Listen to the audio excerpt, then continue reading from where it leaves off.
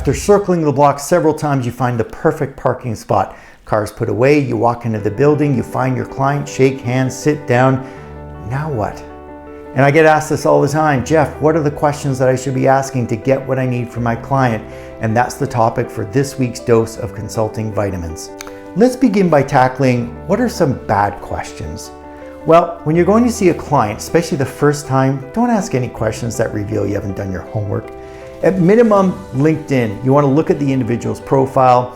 You want to see where they've been, what they've done, what they're interested in, because that allows you to establish commonality. Commonality leads to connection. Connection leads to trust. And I need trust if I'm going to enter into a working relationship with this individual.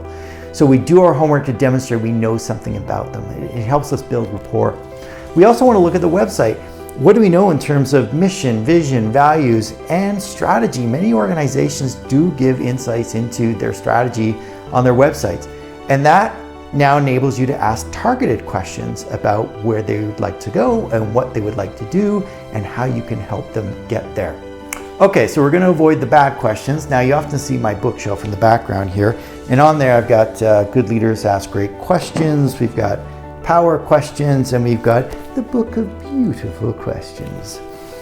Well, they have some value. I find it's really about staying in the moment. When you're meeting with a client, you want to home in on what's valuable to them.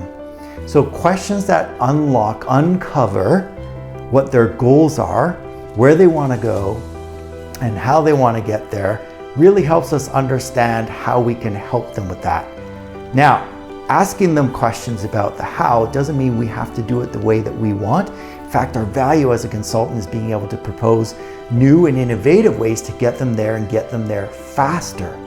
But to begin with, tell me about value. So, where do you want this organization to be in a year? How would you measure success? What does it look like on the other side of this change? What do you want people to be doing differently? All these questions target details that I need in order to put together a proposal or create a plan that's going to best meet their needs.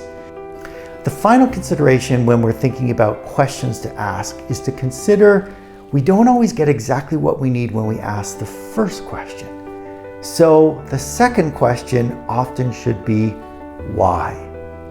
When a client says, I'd really like your help bringing this program to a close. I'd really like your help ensuring that the integration with this new acquisition we've made goes as smoothly as possible.